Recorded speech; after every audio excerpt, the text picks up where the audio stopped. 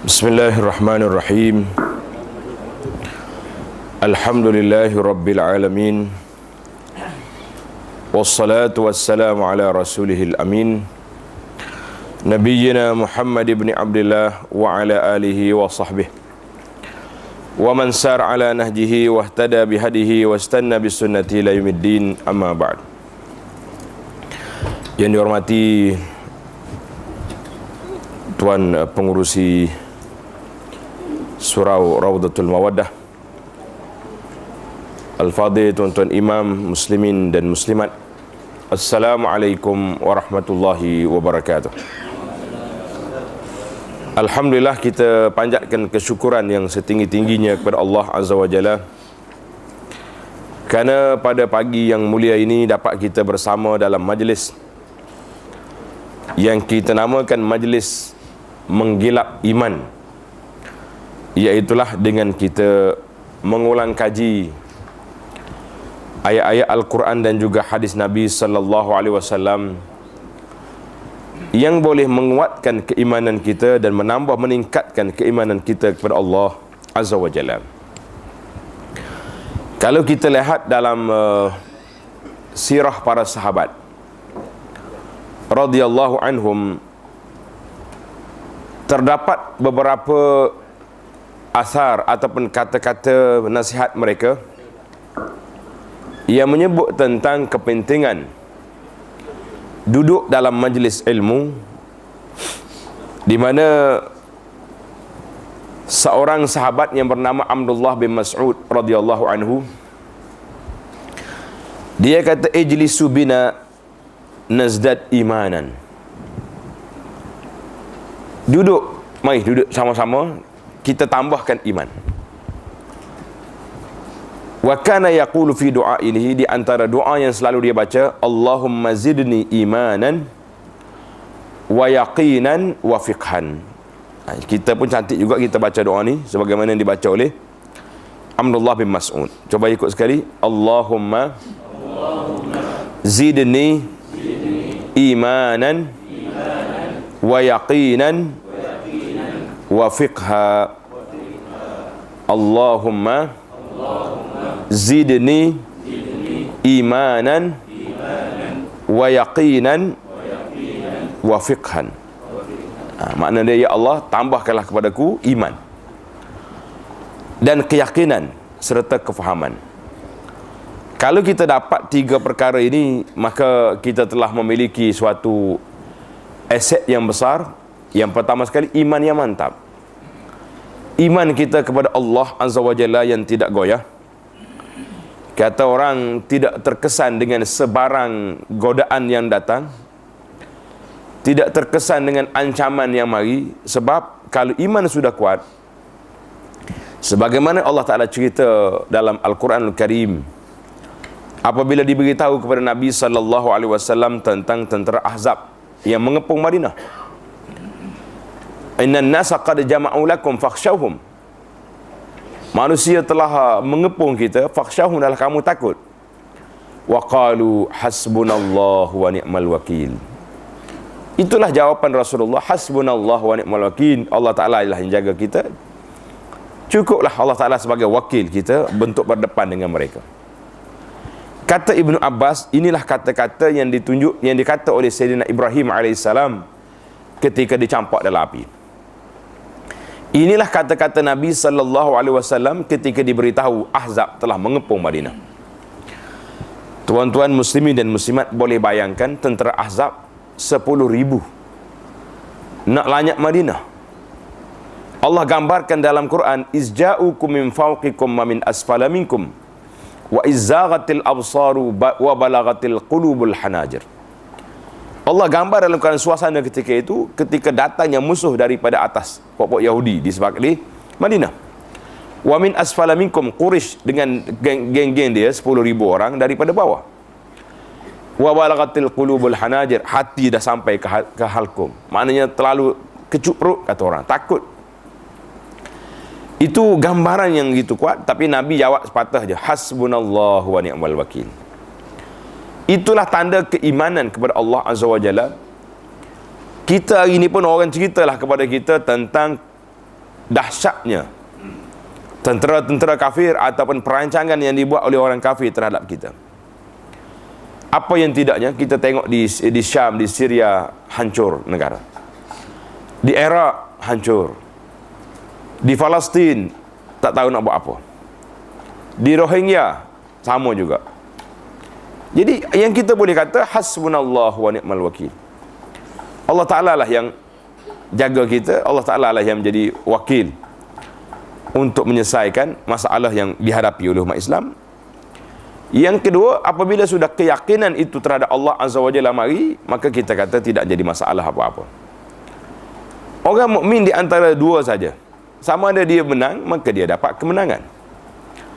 Ataupun gugur, mereka mendapat syahadah. Sebagaimana kata di para ulama Ar-Rabbaniyun yang telah membakar semangat kita. Dia kata kita ni, kalau kita dihalau keluar daripada negeri, kita melancong.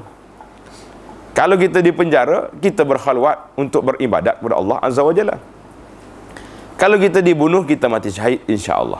Jadi itu keyakinan para pendakwah yang mesti kita kena belajar, lihat bagaimana sirah mereka. Yang ketiga, fiqhan, iaitulah mendapat kefahaman dalam agama. Muslimin dan muslimat para jemaah sekalian, berbeza di antara mendapat ilmu dengan mendapat kefahaman. Dalam hadis yang diriwayatkan oleh Imam Sayyidina Muawiyah bin Abi Sufyan radhiyallahu anhu, di mana Muawiyah ini di antara nama sahabat yang sangat dibenci oleh puak-puak Syiah. Hari ini bila sebut nama Muawiyah, menggigil dia. Terangkat bulu roma, kata orang. Marahnya dia. Tapi dia sahabat, dia penulis wahyu. Muawiyah telah meriwayatkan hadis. Hadis ini dikeluarkan oleh Imam Bukhari dalam sahihnya. Sabda Nabi sallallahu alaihi wasallam, "Man yuridillahu bihi khaira yufaqihu fiddin." Siapa yang Allah nak beri kefahaman, nak beri kebaikan kepada hamba-Nya, maka diberinya kefahaman. Kita hari ini alhamdulillah boleh katakan banyak juga mendengar, sama ada kuliah, ceramah, tazkirah, bahkan daurah-daurah yang kita ikuti. Banyak. Hari ini pula dengan adanya media masa yang baru hari ini, alat-alat mekanisme untuk kita mendapat ilmu banyak lorong, banyak jalan. Cuma yang kita bimbang, ilmu yang kita dapat itu berbentuk maklumat atau berbentuk kefahaman. Maka Nabi nak di sini yufaqihu fiddin, Allah Ta'ala beri kepada kita kefahaman dalam agama. Jadi maka di sinilah disimpulkan oleh para ulama, kefahaman bukan ilmu mujarrad. Maknanya dapat ilmu tak beramal, itu tidak. Kita hari ini sudah dapat ilmu yang begitu banyak. Daripada kecil kita belajar sampai ke hari ini, banyak tak banyak ilmu? Banyak. Jangan kata, oh saya ni jahil. Kita jahil dalam banyak perkara, tapi kita juga sudah tahu sudah dalam banyak perkara. Contohnya, kita sudah tahu kelebihan salat al-jamaah. Kalau kita tanya orang-orang yang tak mari salat jemaah tu, agak-agak dia tahu ke tak tahu? Tahu dah tak? Tahu dah. Takkan dia tahu, saya tak pernah dengar lagi. Tak tahu pun tajuk ni, tak pernah sabar. Hampir mustahil lah. Kecuali orang yang baru masuk Islam, yang duduk di pendalaman.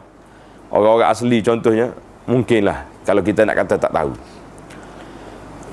Kita yang mari masjid, yang sudah tahu kelebihan, mari ke masjid, alhamdulillah. Tapi kita juga macam tak tahu juga. Tak berebut nak duduk di sahawal. Seolah-olah sahawal itu kita siap sedia untuk orang yang mari kemudian, yang mari ke belakang. Kita yang mari awal ni cukup dengan tunggu dekat-dekat pintu dah. Kalau hari Jumaat tu duduk bawah pokok tak naik juga ke masjid. Pergi awal. Keluar pejabat tu yang kira, bos tengok lari keluar pejabat. Ingatkan nak pergi masjid. Paling tidak pun khatam juga surah Al-Kahfi pagi Jumaat kan. Duduk tunggu bawah pokok Ketemu kedua baru nak cari tempat nak masuk masjid. Jadi kalau tanya orang ni, adakah dia tak faham? Adakah dia tidak ada maklumat tentang Nabi kata man ata fi sa'atil ula fa ka'annama qarraba badana. Orang yang pergi saat yang pertama seolah-olah dia korban seekor unta. Yang akhir sekali korban sebiji telur. Alhamdulillah dapat juga korban. Yang kita bimbangnya apabila imam khatib sudah naik mimbar, malaikat tutup buku, masuk dalam masjid. Apa pun tak dapat pada hari yang tersebut. Maka doa ini sangat penting para jemaah sekalian. Allahumma zidni imanan wa yaqinan wa fiqha. Sempat tulis. Dia ingat belaka dah. Alhamdulillah, kalau dah ingat selamat kan. Kalau tak ingat kena tulis besar kat sini. Kau cuba ingat sekali lagi. Allahumma zidni imanan wa yaqinan wa fiqha. Itu doa yang maksur yang diucap oleh Sayyidina Abdullah bin Mas'ud radhiyallahu anhu, kerana dialah di antara orang yang selalu panggil kawan-kawan, hayya bina najlis, mari duduk sini. Kita tambahkan keimanan kita kepada Allah Azza wa Jalla. Maka para ulama telah menyenaraikan beberapa perkara yang boleh menyebabkan iman kita ni bertambah. Tuan-tuan tanda, yang pertama, untuk nak menaik darjat keimanan kita kepada Allah Ta'ala. Sebab iman itu, sebagaimana kata di para ulama, ramai di kalangan ulama mengatakan, al-imanu qaulun wa amal. Iman itu perkataan dan perbuatan. Perkataan dan perbuatan yazidu wa yanqus, bertambah dan berkurang. Iza amiltal khaira zad, bila kita buat benda baik, naik. Wa iza dayya'ta naqas, bila kita cuai, tak jaga dia, kurang. Sebagaimana para kita hari ni alhamdulillah duk jaga kuat dah. Jaga ke kereta kita, nak berjalan sikit, tengok tayar ada angin ke tidak, tengok air cukup ke tidak. Sebab apa? Bimbang, takut tergendala di tengah jalan. Kalau tergendala pula di lebuh raya, bahaya. Tempat nak berhenti pun susah kan. Kena pula di atas jambatan. Allahu Akbar. Jadi, kenapa kita tidak berfikir untuk nak menggilapkan iman kita? Sentiasa iman itu dijaga. Dalam hadis Nabi kita beritahu, innal imana la yakhluqu fi jawfi ahadikum. Iman itu akan berlaku pudar dalam jiwa seorang kamu. Kama yakhlaqus thawb, sebagaimana pudarnya, lusuhnya pakaian. Pakaian kita lama-lama kita pakai, dia turun warna kan. Jadi Nabi kata, fas'alullaha azza wa jalla an yujaddidal imanu fi qulubikum, an yujaddidal imana fi qulubikum. Maka mintalah dengan Allah Ta'ala supaya Allah Ta'ala perbaharui sentiasa iman dalam hati kita. Jadi para jemaah, bagaimana cara nak menggilak iman? Kata di para ulama, yang pertama sekali dengan mempelajari ilmu yang bermanfaat. Jadi kita ambillah ilmu. Apa makna ilmu yang bermanfaat? Kata di para ulama, di antara yang masyhur, iaitulah Al-Imamul Ghazali rahimahullah, dia kata ilmu yang bermanfaat itu iaitulah ilmu yang bila kita belajar mendekatkan kita kepada Allah Ta'ala, menjauhkan kita daripada maksiat. Tapi kalau ilmu kita belajar untuk nak kuat buat berdebat dengan orang, ya, kelahi sana sini, habis orang kita lawan, lah, itu tidak bermanfaat sebagaimana yang sepatutnya. Berdebat ni boleh, tapi untuk orang-orang yang engkar, contohnya orang tak mahu terima Al-Quran, tak mahu terima hadis, dia panggil anti hadis, nasihat pun tak dengar juga, jadi kita kena lawan. Tapi maksud kita belajar ilmu itu untuk penghayatan, untuk fiqh, untuk memahami apa yang kita belajar. Itu yang pertama sekali dia panggil ilmu yang bermanfaat. Sebab yang kedua, qiraatul Quran wa tadabbur. Sebab yang kedua, kita baca Quran dan tadabbur Al-Quran. Baca satu. Hari ini kita bimbang sebagaimana kata di para ulama, faj'alu qiraatahu amala. Akan ada satu kumpulan, ini kata-kata tabi'in, telah menjadikan bacaan sahaja itu sebagai amalan, yang lain-lainnya tidak. Jadi sangat rugi kita apabila kita terhenti setakat itu saja. Oh, kami dah baca, habis bila nak amal, bacalah dulu. Jadi kena ada tahap, baca, faham, amal. Maka itulah dia yang disebut tadabbur Al-Quran. Tadabbur berbeza dengan tafsir. Sebagaimana kata para ulama, orang nak tafsir Quran kena para ulama, ahli-ahli tafsir. Kalau kita jadi ahli tafsir, siapa nak dengar kita? Tapi tadabbur tidak. Setiap orang itu orang mukmin yang percaya kepada Quran, dia boleh ambil ayat-ayat yang menyebut tentang kekuasaan Allah Azza wa Jalla. Kita tak usah kata apa, tuan-tuan. Allah Ta'ala sebut dalam Quran benda yang ajaib di antaranya. Dalam satu surah, nama dia Suratul Nahli. Surah yang berkait dengan lebah. Detail Tuhan cerita tentang lebah. Ambil cerita lebah ni, duduk satu pagi, baca Quran, cari buku-buku tentang lebah, kita boleh pasang cerita ni kepada Al-Quran. Tuan-tuan akan nampak Allah Ta'ala, Al-Quran itu mari daripada Allah Azza wa Jalla. Sebab waktu Nabi SAW terima Al-Quran itu 1430 tahun, 37 campur 13 di Mekah, berapa? 37, 40, sudah 1450 tahun. Masa tu ada makmal, ada tempat-tempat sains yang boleh dikaji. Tapi yang dia cakap itu, itulah yang dikaji oleh orang sekarang ni, tak habis-habis lagi pengkaji. Kita ambil tadabbur Quran. Bila mari musim kemarau, baru ni 2 hari lepas berlaku gerhana, kan? Alhamdulillah, saya tengok satu fenomena perkembangan yang baik bila masyarakat kita dah mula ihya sunnah. Banyak masjid-masjid, surau-surau yang ada orang pagi hari kerja, cabaran lah sikit tak? Boleh buat solat sunat gerhana. Kalau dulu bila berlaku gerhana, orang duduk main pukul, katak tin, macam-macam benda tak? Orang tua-tua zaman dulu. Kononnya nak suruh matahari terkejut, dia celek balik. Itu tanggapan yang pelik-pelik. Orang Zahiliyah dulu lagi dahsyat. Dia kata kalau matahari berlaku ni gerhana, maknanya ada kematian orang besar, ataupun ada kelahiran orang besar. Yang kebetulan hari berlaku gerhana tu anak Nabi Sayyidina Ibrahim wafat. Maka dia kata itu sebab Ibrahim mati gerhana matahari. Maka Nabi SAW terpaksa berkhutbah, inna syamsa wal qamara ayatan min ayatillah. Dua ni tanda kuasaan Allah Ta'ala. La yang kesifan li mauti ahadin wala li hayati. Berlakunya gerhana ni bukan kerana orang mati, bukan kerana orang hidup. Jangan duduk kata tak ada kena-mengena. Jadi para jemaah, kita cuba tadabbur Al-Quran. Kita hari ni alhamdulillah sudah ada program dipanggil program Ihya Tadabbur Al-Quranul Karim. Sebab kalau tak tadabbur, macam mana kita nak menghayati isi kandungan itu yang begitu banyak, yang begitu besar kandungannya dalam Al-Quran. Yang ketiga, ma'rifatu asma'illahil husna wa sifatihil ula. Yang ketiga, mengetahui nama-nama Allah Azza wa Jalla. Bukan sakat kita hitung saja. Kalau sakat hitung, banyak dah kat dinding rumah kita tu. Tak? Orang buat akad macam-macam hari ni. Tak dalam poket 99 nama Tuhan. Baca tidak? Kita gantung kat rumah kita nama-nama Allah Ta'ala. Gantung di tepi jalan, dijemur tengah panas. Allah, habis satu lebuh raya tulis 99 nama. Cantiklah daripada duk letak gambar yang tak senonoh tu. Cuma maksud di sini, makrifah di sini dengan makna mengetahui dan menghayati. Dan juga sifat-sifat Allah Ta'ala yang maha tinggi, kita kena faham, barulah dia masuk dalam kepala kita, iaitu suatu kefahaman yang boleh menggilakkan keimanan kita kepada Allah Azza wa Jalla. Yang keempat, ta'ammul siratan Nabi sallallahu alaihi wasallam. Yang keempat, kita perhatikan, kita teliti, kita tilik kepada sirah Nabi sallallahu alaihi wasallam.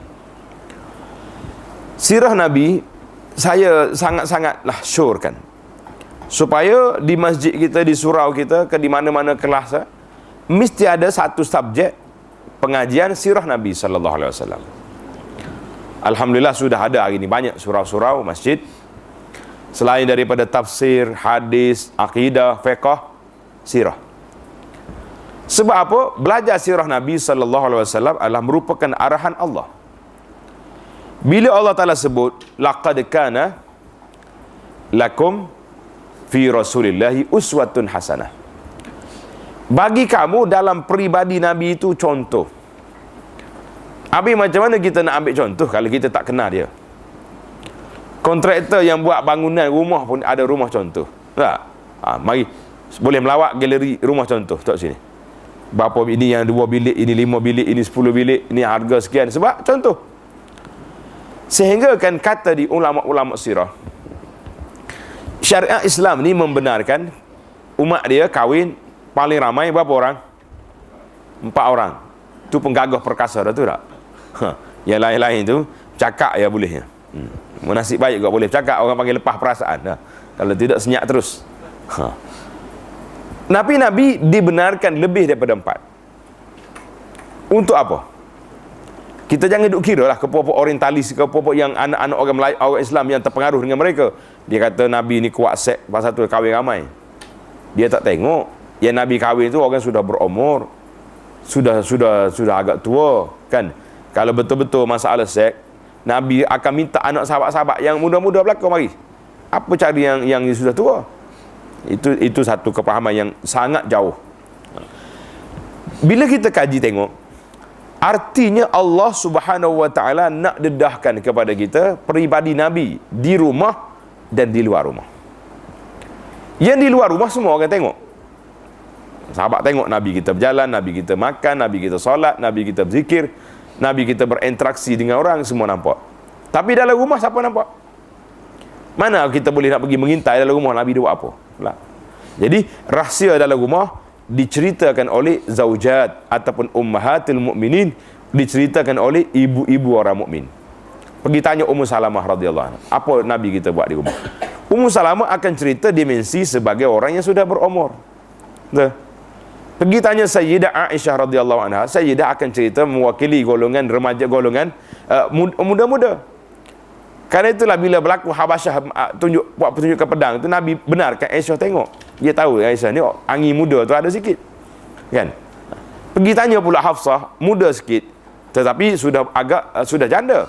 Maka semua tertib yang diatur oleh Allah Azza wa Jalla kepada kita nak jadikan Nabi kita sallallahu alaihi wasallam itu qudwah hasanah. Macam mana kalau kita tak belajar? Oi, dia kata tak apa ustaz, bulan Rabiul Awal kita dah atur 2-3 ceramah Maulidur Rasul. Sakat mana ceramah tu? 1 jam. Ustaz macam-macam cerita, ada cerita Nabi kita duduk sini, ada cerita duduk sini, jadi tak habis. Nak menghayati sirah Nabi sallallahu alaihi wasallam, paling tidak kita beli sebuah buku-buku yang menulis tentang sirah Nabi. Itu darjat yang pertama. Darjat yang kedua dia panggil buku fiqhus sirah. Ada dua lagi, satu lagi. Fiqhus sirah ni maksud dia apa? Memahami sirah. Tuan-tuan muslimin dan muslimat, kalau kita ambil satu je cerita, perjanjian Hudaibiyah.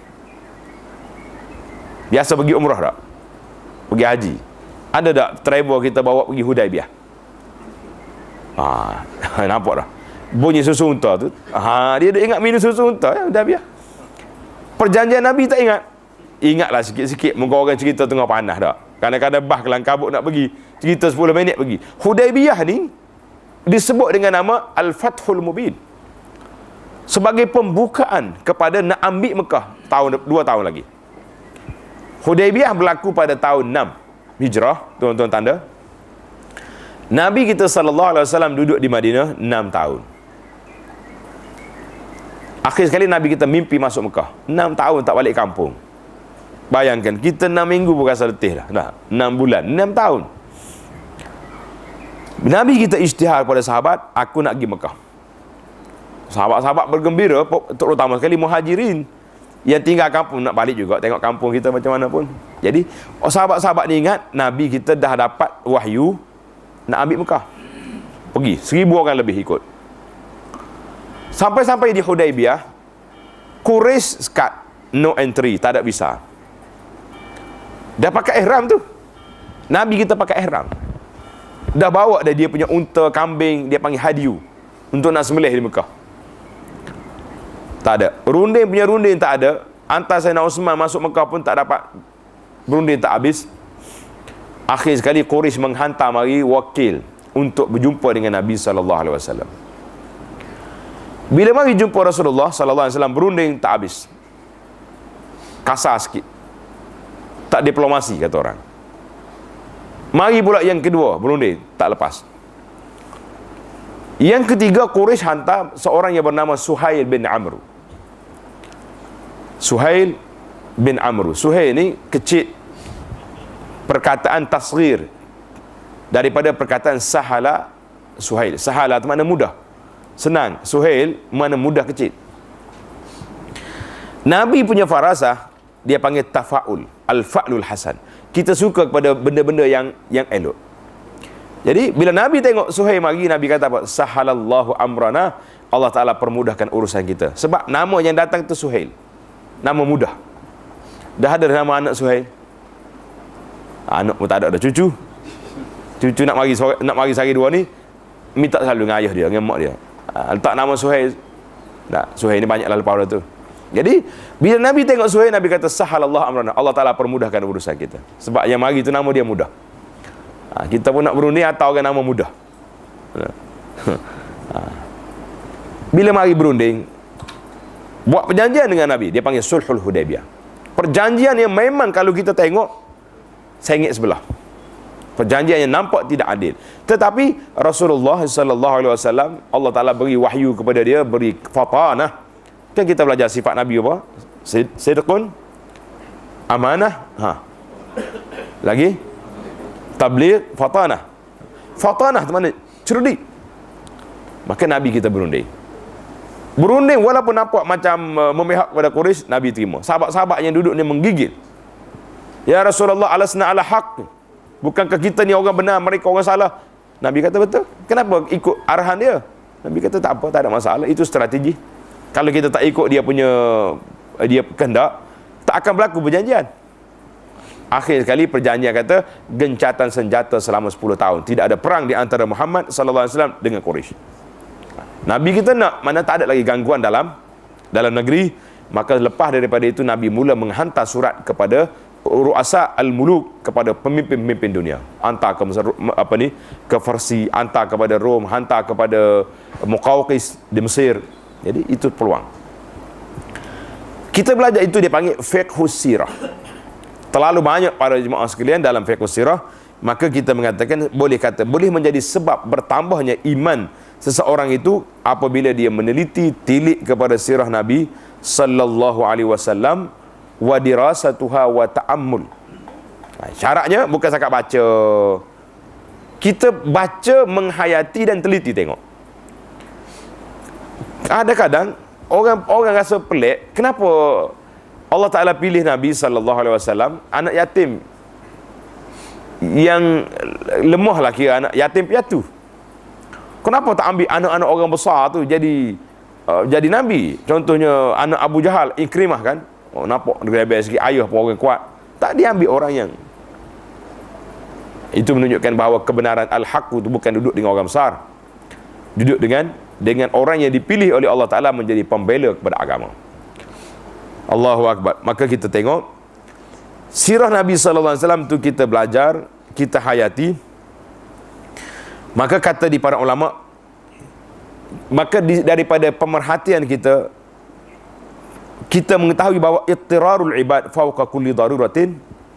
Hamba-hamba Allah Ta'ala ni sangat-sangat berhajat kepada mengetahui sirah Nabi sallallahu alaihi wasallam.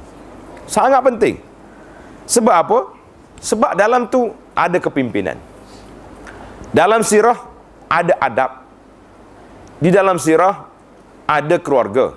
Bagaimana Nabi berinteraksi dengan keluarga dia. Allahu Akbar. Semalam saya dapat satu cerita pengaduan daripada seorang muslimah. Muslimah ni kadang-kadang terpaksa kawan-kawan kena pergi bantu suami dia terlalu ganas. Banking saya kata. Cakap dengan bini lebih daripada dia ni, macam dia ni penggembala harimau di zoo negara. Punya garang. Tapi sayang ke bini. Orang suruh cerai, tak nak cerai. Kata kalau awak dah tak suka dengan dia, cerailah dengan baik. Sebagaimana kata Allah Ta'ala, fa'amsikum bima'ruf au sarrihu bima'ruf. Pegang dengan baik ataupun lepas dengan baik. Orang macam ni kalau diminta bercerai, boleh jadi dia gantung tak bertali sampai bertahun-tahun. Mahkamah panggil tak pergi. Nak kata apa? Maka dalam kita bincang tentang Nabi sallallahu alaihi wasallam, maka kita akan jumpa semua perkara. Allah Ta'ala sebut Nabi sallallahu alaihi wasallam, laqad ja'akum rasulun min anfusikum azizun 'alaihi ma 'anittum harisun 'alaikum bil mu'minina raufur rahim. Telah datang kepada kamu rasul min anfusikum, rasul daripada kalangan kamu. Mana Allah Ta'ala tak hantar, walaupun diasap oleh puak-puak Quraisy, kenapa tak hantar malaikat jadi rasul? Jadi kalau mari malaikat kena tampar hari-hari puakmu, kata. Malaikat ni dia tak ada makan, dia tak ada minum, dia tak ada kahwin, tak ada apa, dia ibadat je. Macam mana? Ada riwayat bacaan min anfasikum. orang yang terbaik daripada kamu. Jadi dua-dua tu betul belakalah. Bacaan tu kena. Anfusikum mana dari kalangan kita, manusia. Min anfasi, daripada orang yang terbaik dari kalangan kamu. Apa sifat Nabi? Azizun alaihi ma'anittum. Susah hati sangat dia kalau umat dia susah. Tuan-tuan tengok ke tidak? Berapa banyak kalau kita baca tengok ta'ammulat fi bukain Nabi sallallahu alaihi wasallam. Kita perhati tengok tangisan Nabi sallallahu alaihi wasallam kerana apa? Al-Imam At-Tirmizi bawa dalam kitab dia, dalam kitab Syama'ilun Nabi sallallahu alaihi wasallam. Dalam satu bab nama dia Babu ma ja'a fi buka'i Rasulillah. Bab tangisan Nabi sallallahu alaihi wasallam. Jadi kalau kita tengok ulama memerhatikan lebih kurang ada 16 ataupun 15 tempat Nabi kita menangis. Kebanyakannya syafaqatan li ummatihi, semata-mata kerana bimbang kepada umat dia. Itu saja. Bila Nabi kita sallallahu alaihi wasallam baca ayat yang dibaca oleh Nabi Ibrahim alaihissalam, Rabbi innahunna adlalna katsiran minan nas faman tabi'ani fa innahu minni wa man asani. Jadi wahai ya Allah, ramai di kalangan manusia telah menyesatkan orang. Ibrahim kata, siapa dia ikut aku, maka dialah umat aku. Engkau maha perkasa.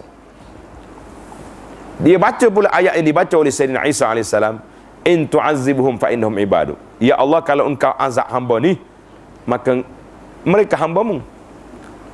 Wa in taghfir lahum, kalau engkau mengampunkan mereka, engkau maha pengampun.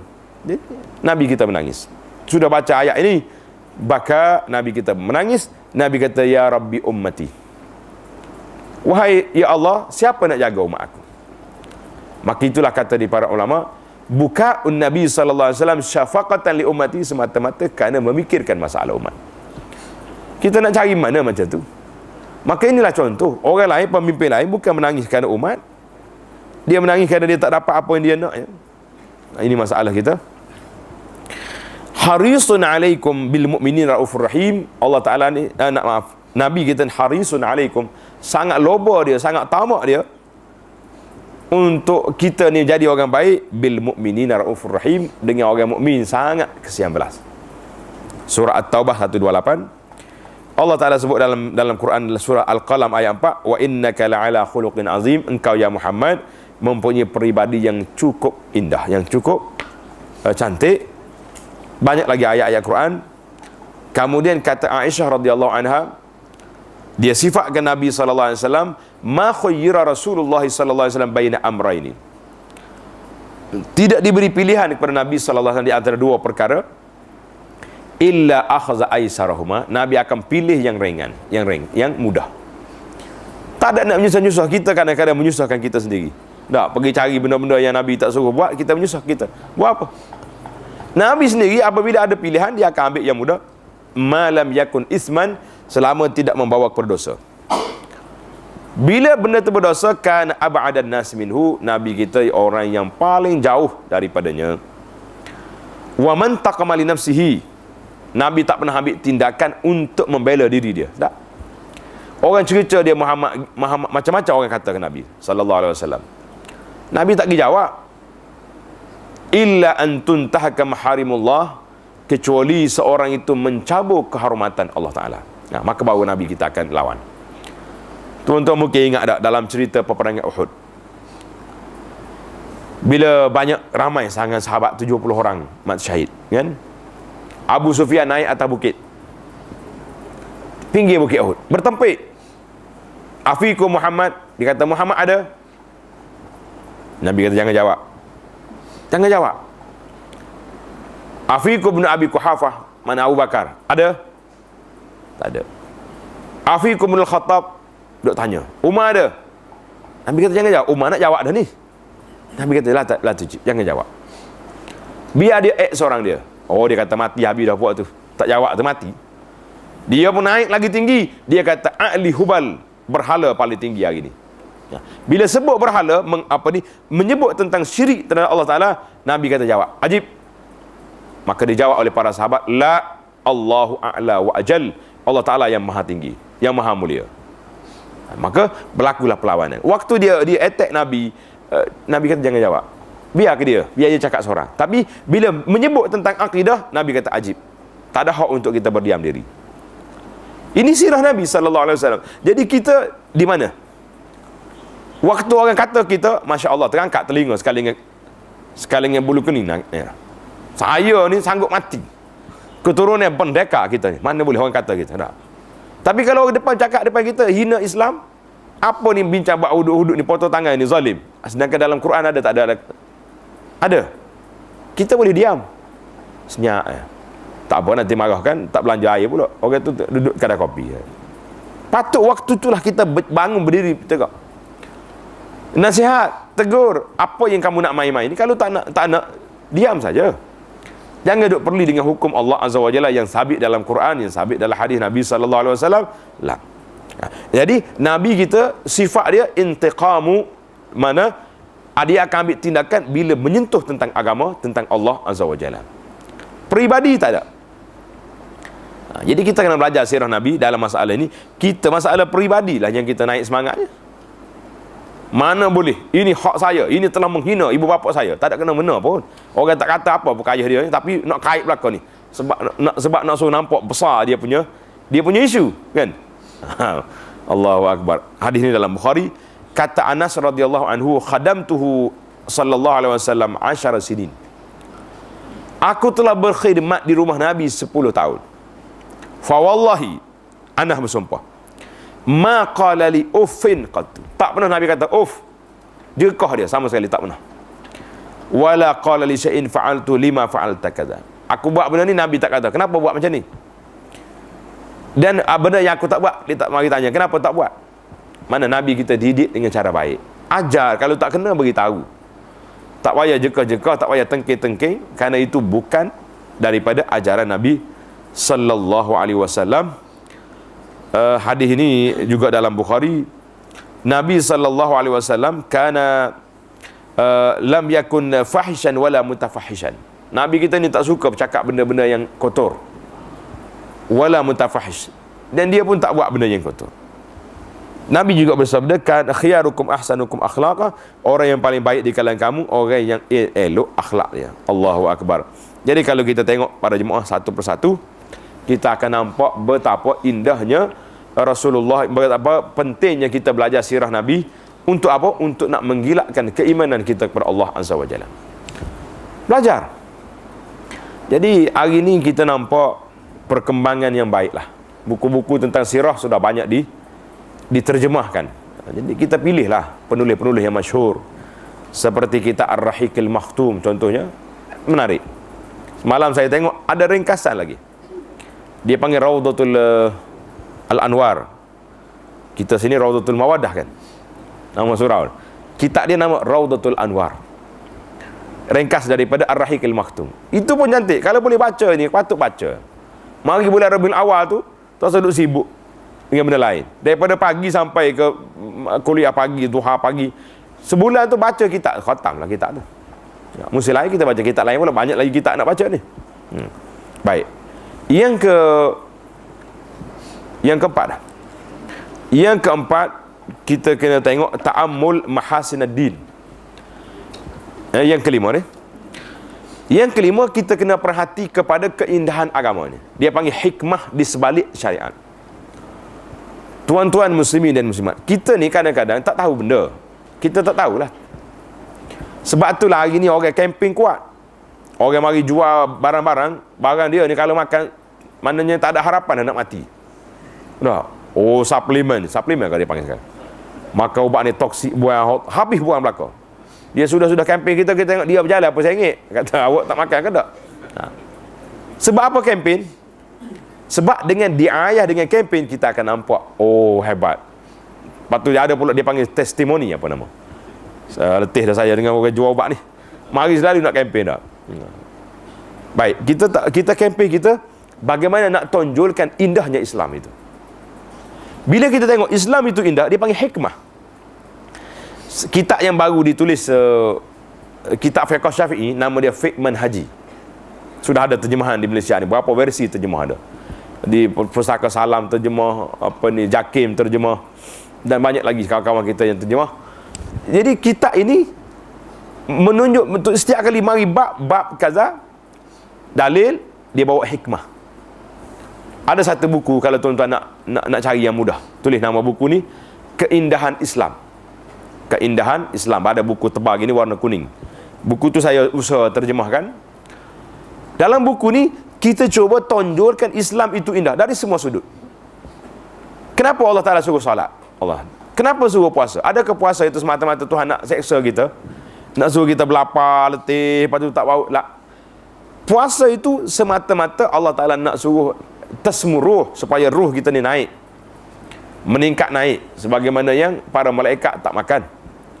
Jadi kita belajar keindahan Islam satu persatu. Kenapa dilarang makan benda-benda yang tak baik, yang kotor, yang seperti khinzir, seperti khamar, arak dan.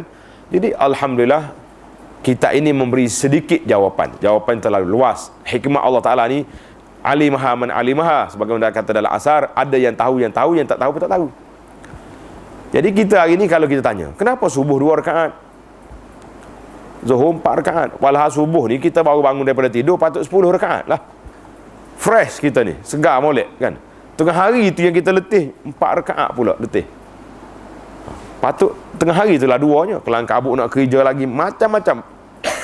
Kenapa dia bagi 4? Maghrib pula 3. Nak cari satu persatu, tuan-tuan boleh cari banyak dalam kitab-kitab yang menyebut tentang ini, tapi jangan terperangkap dengan ajaran sesat. Dalam buku yang dikeluar oleh Majlis Agama Islam, di antara simptom ajaran sesat ni, dia nak perangkap kita melalui cerita ni. Awak tahu kenapa subuh 2 rakaat? Tak tahu? Tak tahu, ikut kita.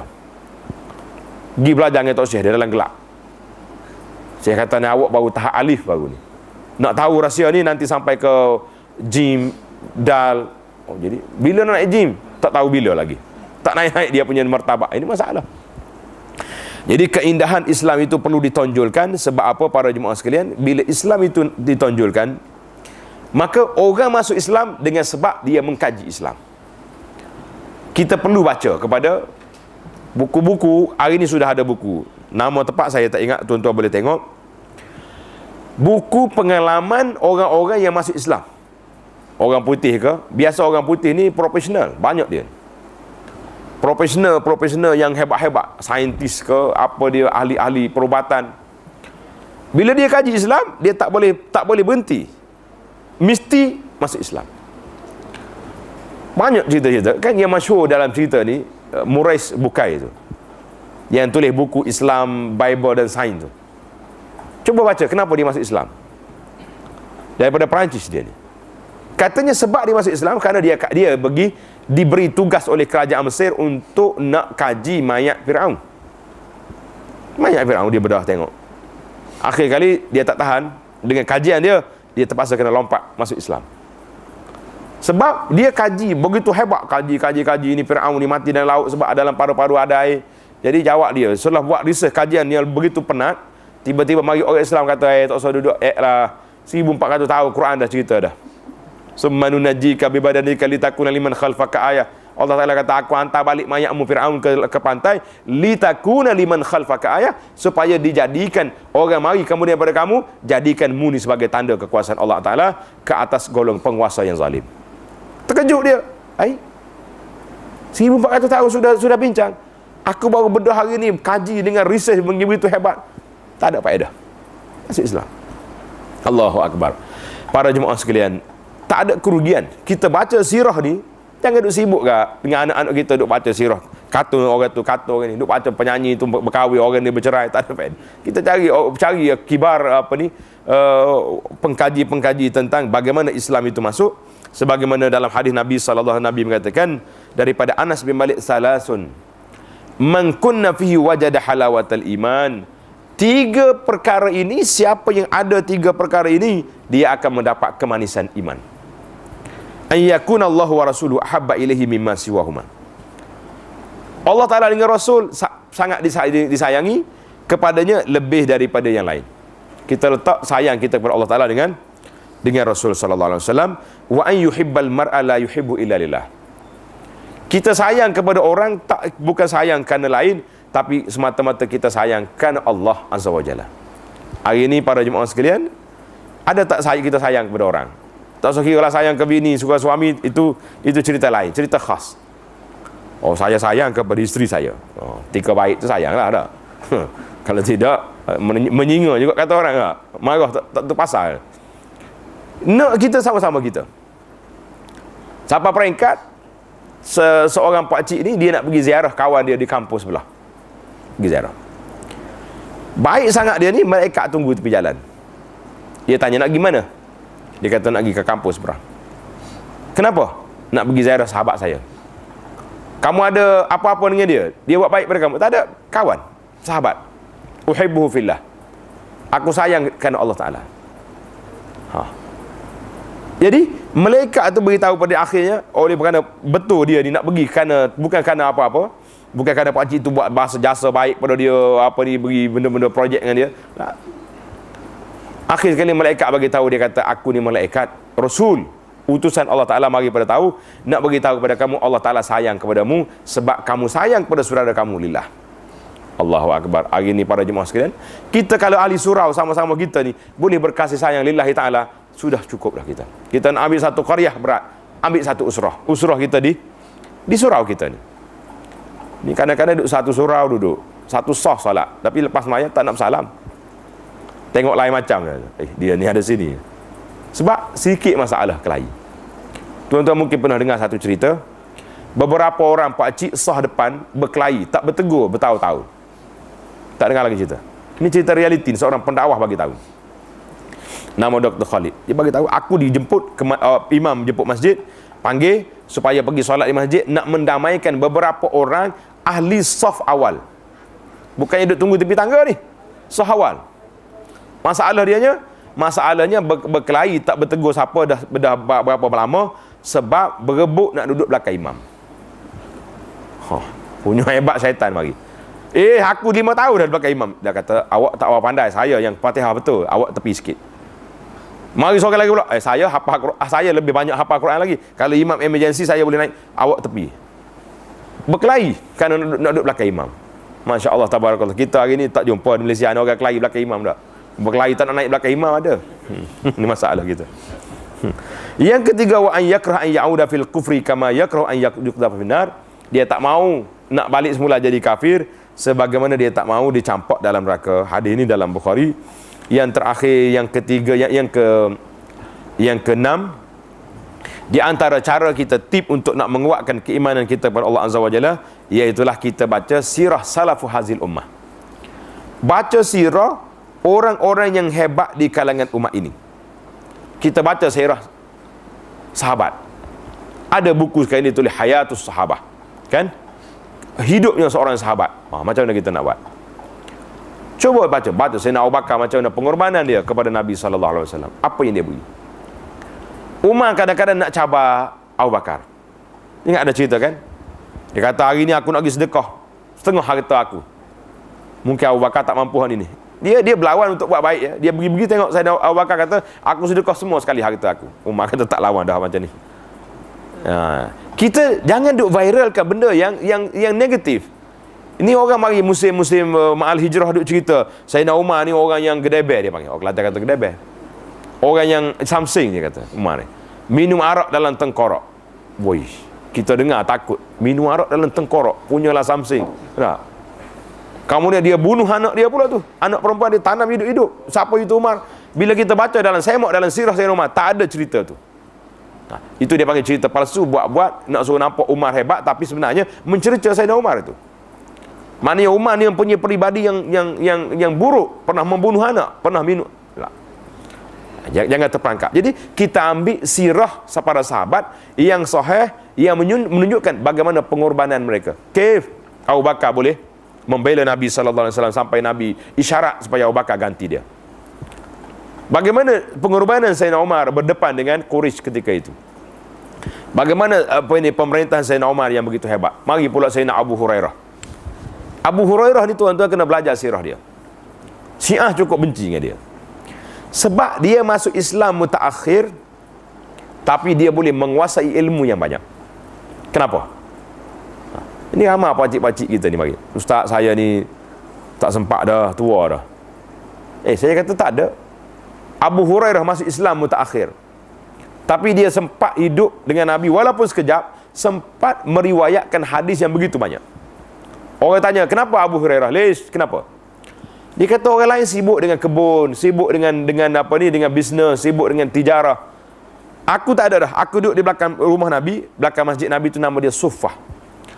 Kalau tuan-tuan pergi ke Madinah sekarang ni, ingat tak? Belakang makam Nabi tu ada tempat tinggi. Ingat? Tempat tinggi tu bukan situ. Situ belakang rumah, dia duduk belakang masjid. Tapi macam itulah keadaan. Dia panggil Suffah. Suffah ni kalau kita agak macam tempat tinggi tu. Orang panggil apa ni? Tak bukan menara, tinggi ni je. Beranda. Jadi panggil, bahasa Arab kata Suffah. Dia duduk situ. Jadi ada riwayat mengatakan 600 orang sahabat yang tak ada kerja. Yahsabuhumul jahilu aghniya minat ta'afuf. Orang-orang jahil menyangka mereka ni orang kaya sebab dia tak minta dengan orang. Abu Hurairah pernah rebah kerana terlalu lapar, tak ada makanan. Maka Nabi berwasiat pada Abu Hurairah mu kena solat witir sebelum tidur. Ada orang kata Abu Hurairah kuat tidur lah, patut tu Nabi suruh solat witir. Lah, dia study kuat. Dia kuat mengaji, kuat duduk baca. Mana dia tidur lambat, maka Nabi beri kelonggaran pada dia supaya ambil witir sebelum tidur. Sebab takut terlambat bangun. Kita pun kalau mazhab kita jenis tak bangun dah subuh tu, witir belum tidur juga.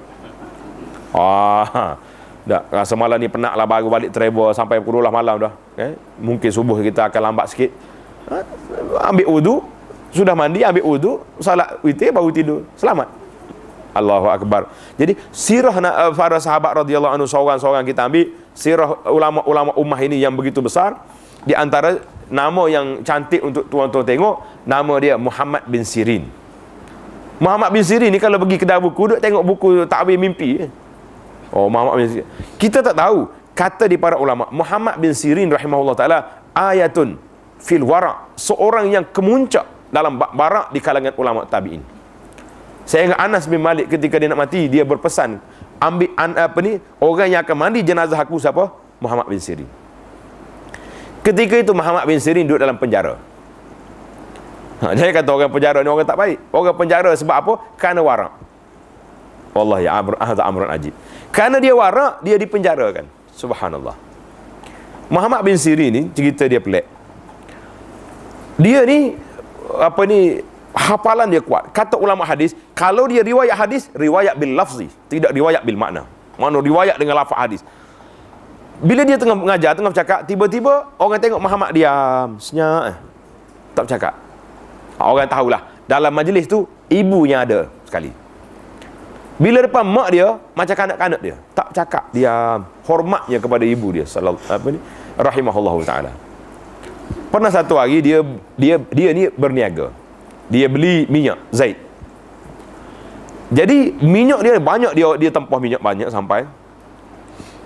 Maka tiba-tiba didapati dalam tin minyak tu ada tikus.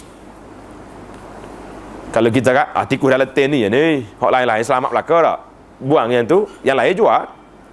Dia kata boleh jadi tikus ini masuk dalam mesin minyak tadi, maka semua minyak dalam tin ni ada tikus, kena najis tikus belaka, maka dia buangnya minyak tersebut yang menyebabkan dia kerugian.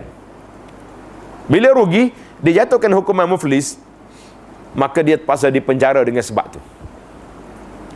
Tapi dia kata apa? Dia kata, aku tahu kenapa aku masuk dalam penjara ini. Sebab 30 tahun dulu pernah aku kata kepada seorang tu, hei fakir, hei si fakir. Maka Allah Ta'ala uji aku. Lepas 30 tahun aku duduk dalam penjara kerana fakir, disebabkan muflis, kerana perniagaan dia tadi terpaksa kena rugi. Subhanallah. Maka di sinilah para ulama mengatakan, oleh kerana dia ni mempunyai hati yang baik, dia dapat monitor, dapat kesan di mana kesalahan dia sehingga dia dipenjarakan. Sehingga dia, di mana dosa dia boleh kesan. Tapi oleh kerana kita ni dosa terlalu banyak, kita tak tahu mana satu kesalahan kita. Nasallallahu assalamu alaihi wasallam. Maka para jemaah sekalian, cukuplah kita ambil belajar sirah Nabi, kemudian dengan fiqh sirahnya, kemudian kita tengok kepada keindahan Islam itu sendiri. Yang ketiga, kita belajar sirah salafus soleh, orang-orang yang soleh di zaman dulu. Zaman kita masih ada orang soleh, tapi janganlah duk viral sangat, tonjol sangat. Bila tengok pak cik nampak hebat sikit, angkat darjat tinggi-tinggi, al-arif billah, al-habrul fahamah. Siapa dia yang boleh bagi darjat sampai begitu teruk? Jadi kita ambillah sirah para sahabat-sahabat dan ulama-ulama yang besar ni. Mudah-mudahan Allah Ta'ala beri kepada kita kepahaman yang baik dan dapat bermanfaat daripada sirah orang-orang yang terdahulu untuk kita jadikan contoh dan qudwah insya-Allah Ta'ala. Alhamdulillah, mudah-mudahan ada manfaatnya untuk tazkirah kita ini. Jazakumullahu khaira. Wassalamualaikum warahmatullahi wabarakatuh. Subhanakallahumma wa bihamdika asyhadu an la ilaha illa anta astaghfiruka wa atubu ilaik. Wa sallallahu ala nabiyyina Muhammad wa ala alihi wa sahbihi ajma'in walhamdulillahi rabbil alamin.